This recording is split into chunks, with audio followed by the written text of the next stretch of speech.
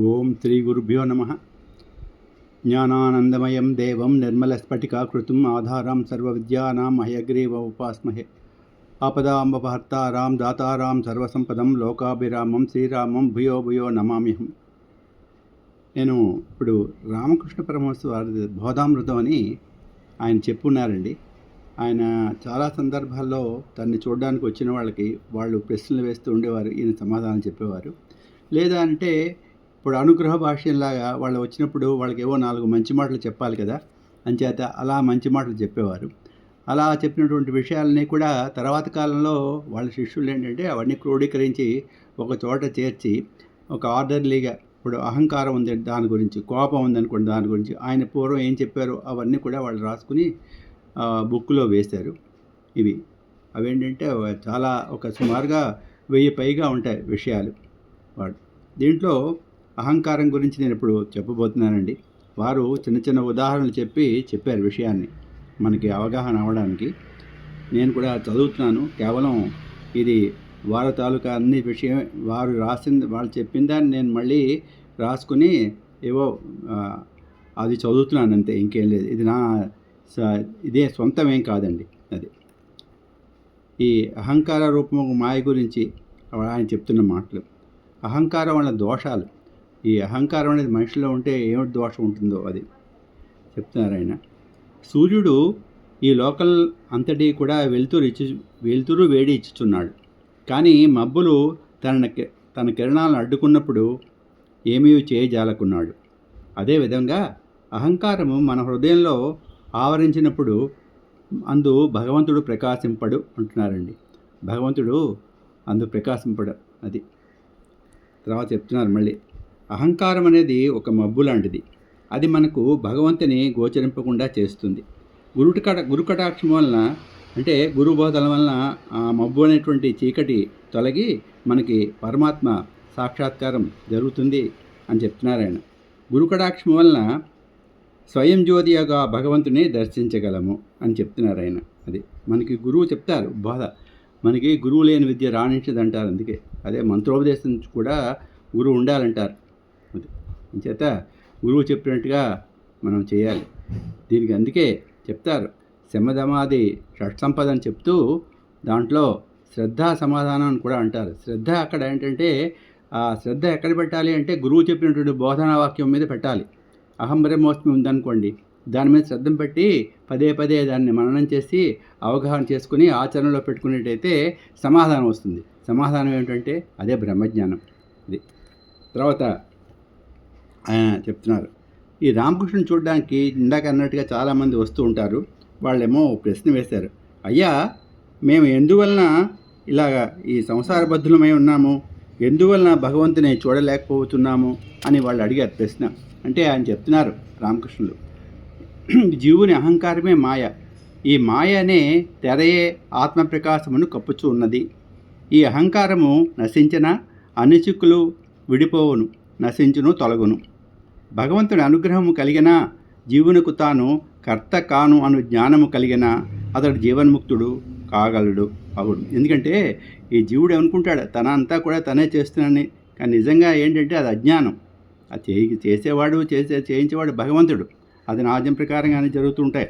అనగా ఈ జన్మమునందే ముక్తుడు అగును, భైరక్తుడు అగును. అన్నిటికీ మూలం అంటే భైరక్తుడు. అంటే ఈ సంసారం అనేది మహాసాగరం. ఇది ఎదగడం చాలా కష్టం. ప్రతిదానికి అడుగుడుకున్నా కూడా వాడు భయపడుతూనే ఉండాలి.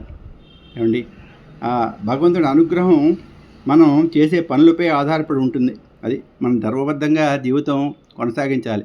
అప్పుడు భగవంతుడి తాలూకా అనుగ్రహం మన మీద కలుగుతుంది.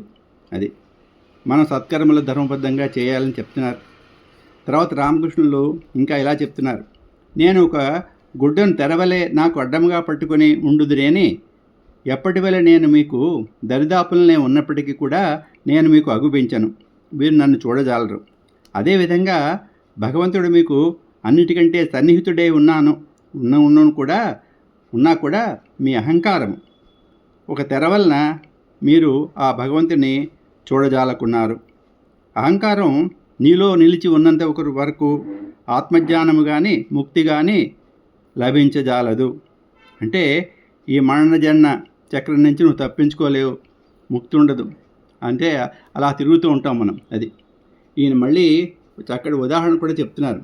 వంట చేయడానికి బియ్యం, పప్పు, ఉల్లిగడ్డ, చల్లని నీరు ఉన్నటువంటి ఆ కుండలో ఇవన్నీ వేస్తాం. ఇవి ఉడుకుతాయి పొయ్యి మీద పెట్టిన తర్వాత. ఆ ఉడికే దానికి ముందు వరకే మనం వాటిని ముట్టుకోగలం.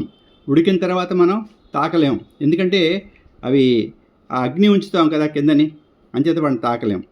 అంటే ఇలాగే జీవుని విషయం కూడాను అని చెప్తున్నారు. ఎలా అంటే ఈ దేహమే ఘటం అనుకుందాం, అంటే శరీరం కుండ. దాంట్లో ధనము, విద్య, జాతి, వంశము, అధికారము, ఏమండి బలదర్పము, ఇవన్నీ కూడా ఈ పైన ఉల్లిగడ్డలు అవి ఉన్నాయి చూస్తారా, అలా బియ్యం అవి కూడా చెప్పారు. అలాగే ఈ శరీరం అనేటువంటి కుండలో ఇవన్నీ పడేస్తే, అంటే మనం ఇవన్నీ కూడా అనుభవిస్తూ ఉంటాం కదా. ఈ ధనం ఉంది నాకు, విద్య ఉంది, వంశం నాకు పెద్ద వంశం అందా, ఏమండి ఇది వాటితో ఆయన చెప్తూ ఉంటారు. ఇవి కంపేర్ చేస్తే అది ఈ అహంకారం అగ్నిలాంటిది, అది కాలుస్తూ ఉంటుంది నిరంతరం కూడా. అంచేత ఆ భగవంతుడు తాపం పొందుతూ ఉంటాడు. ఆ తాపం పొంది భగవంతుడిని మనం ఆ జీవుడు చూడలేడు, అతని తాలూకు అనుభవాన్ని పొందలేడు. ఇక్కడంటే అగ్ని ఏం చేస్తుందంటే ఇవన్నీ కూడా మనకి నష్టం కలిగిస్తాయని చెప్పడం అన్నమాట. ఆయన దానికి ఉదాహరణగా తీసుకున్నారు పైవన్నీ కూడా. అది ఇప్పుడు మళ్ళీ చెప్తున్నారు. వాన్నీరు ఎత్తు ఉంటుంది కదా, ఎత్తు పొలాలు ఉంటాయి. ఎత్తు మీద ఉన్నప్పుడు వాన పడితే ఏముంటుంది, పల్లంకి నీరు పల్ల మెరుగు అంటారు, అలా పల్లంకి జారిపోతుంది కదా.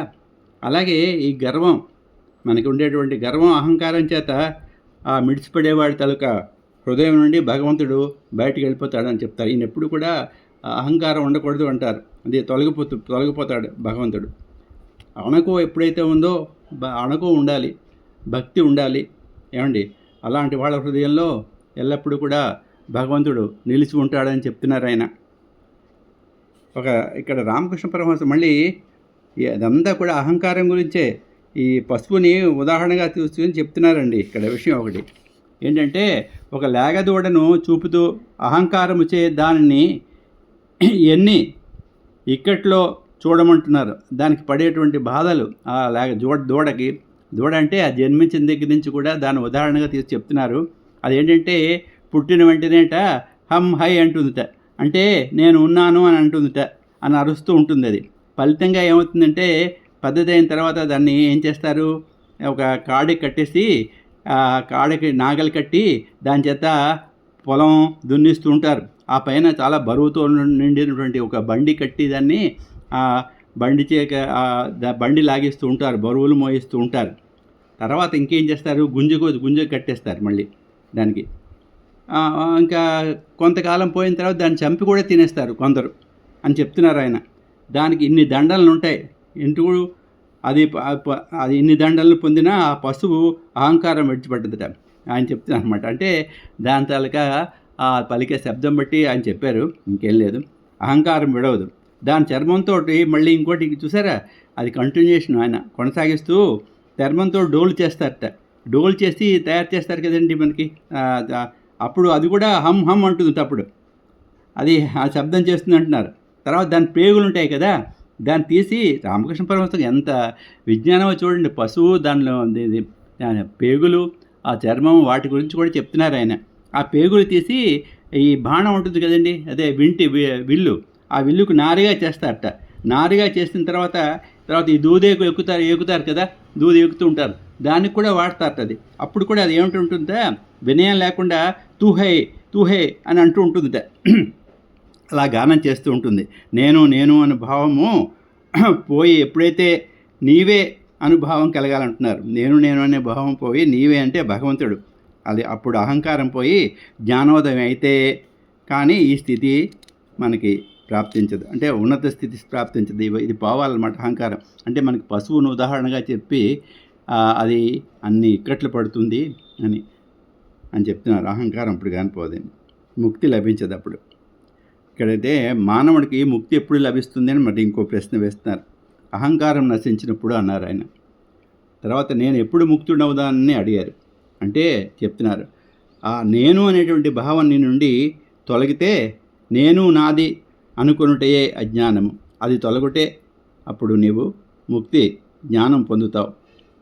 తర్వాత నిజమైన భక్తుడు ఇలా భావిస్తూ ఉంటాడట, దేవా నీవే కర్తవు, సకలము నీవే చేయుచున్నావు, నేను నీ చేతిలో ఒక ఉపకరణం మాత్రమే, నీవు ఏది చేయించినా అది చేయువాడను, ఈ సర్వము నీ విభూదియే, ఈ ఇల్లు సంసారము అన్నీ నీవే, నావి కాదు, నాది కాదు, నావి కావు, ఈ యజ్ఞము నీ ఆజ్ఞానుసారము నేను సేవ చేయుటకు మాత్రమే నాకు అధికారము కలదు అని చెప్తున్నారు.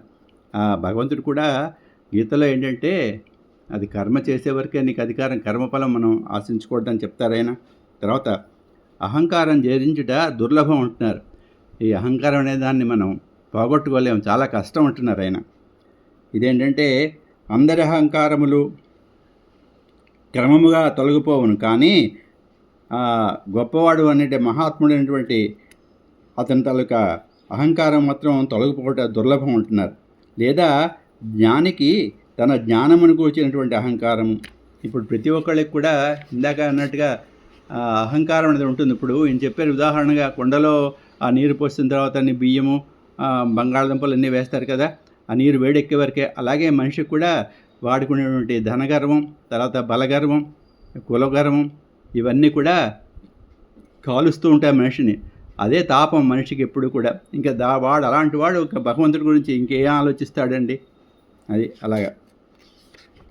ఇంకోటి చెప్తారు, ఇది ఏంటంటే ఈ అహంకారంలో రెండు చెప్పారండి, పక్వాహంకారం, అపక్వాహంకారం. అదేంటంటే పక్వాహంకారం అంటే ఇది, తర్వాత దాని గురించి నేను చెప్తానండి, నేను ఇంతటితో ఆపుతాను. ఎందుకంటే విస్తారం అయితే అంటే ఒకటి అసలే చిన్న చిన్న వేదాంత విషయాలు ఇవి, అవి కొంచెం విసుగ్గా ఉండొచ్చు, అంచేత నేను ఇక్కడితో ఆపుతున్నానండి. తర్వాత ఎక్కడ చెప్తాను. శుభం భూయాత్.